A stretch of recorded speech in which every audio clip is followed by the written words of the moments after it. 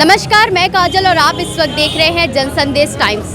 रामलला के आने का जो उत्साह है, जो उनके आने की खुशी है, प्रत्येक काशीवासियों में देखने को मिल रही है। शिव की नगरी, राम की नगरी के साथ साथ इस वक्त राम भक्ति में रमी नजर आ रही है। उसका प्रत्यक्ष प्रमाण आप मेरे ठीक पीछे देख सकते हैं, जहां पर प्रणाम वंदे मातरम समिति के द्वारा हनुमान चालीसा का पाठ रखा गया है। रामलला की आने की जो खुशी में यहाँ पर हनुमान चालीसा का पाठ हो रहा है। सभी के हाथों में आप राम ध्वज को देख सकते हैं, जो राम प्रभु श्री राम का कटआउट है वो भी लोगों के हाथों में नजर आ रहा है। और किस प्रकार से लोग राम भक्ति में रमे नजर आ रहे हैं, ये आप बखूबी देख सकते हैं।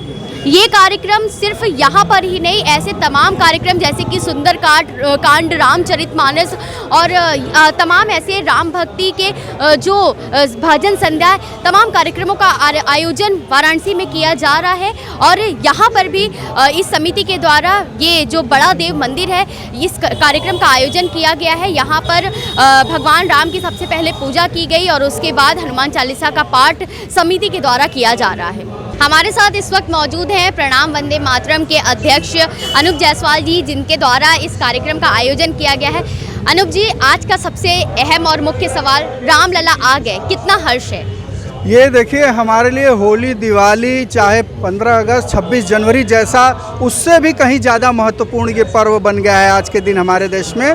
क्योंकि एक जो सदियों की है, कहा जाए 500 साल कहा जा रहा, तो उसको सदियों में ही कहना उचित होगा।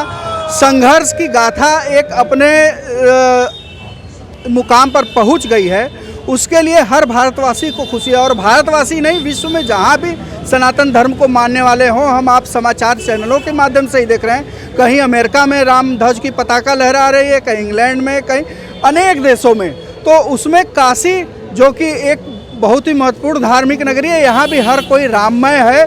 क्योंकि राम का एक नाम रामेश्वर है। शिव कहते हैं कि राम है ईश्वर, और रामेश्वर को भगवान शिव कहते हैं कि राम का जो ईश्वर है वो रामेश्वर है।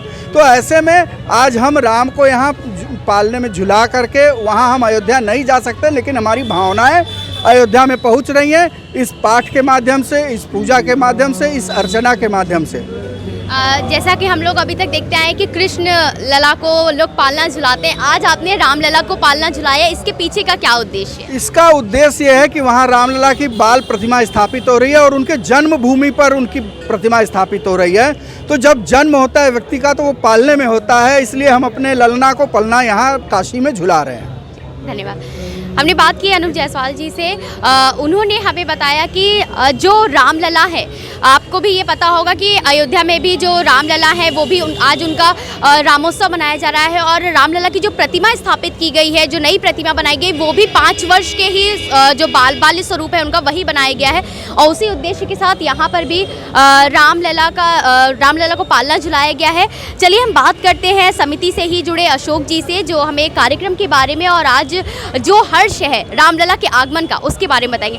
अशोक जी, सबसे पहला सवाल, रामलला का आगमन हो गया, 500 वर्षों की जो प्रतीक्षा थी वो खत्म हो गई, क्या कहना चाहेंगे आप?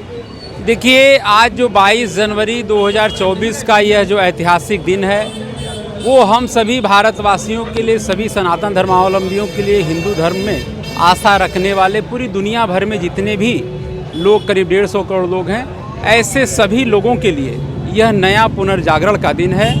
हिंदू संस्कृति, हिंदू सभ्यता, हिंदू सम्मान के प्रति एक गर्व का भाव आज जिस तरह से हिंदू समाज में जागृत हुआ है, निश्चित रूप से यही भाव एक दिन आगे चल कर के 2047 तक भारत को पूरी दुनिया में विश्व गुरु के रूप में स्थापित करेगी, और पूरी दुनिया में भारत का परचम लहराएगा।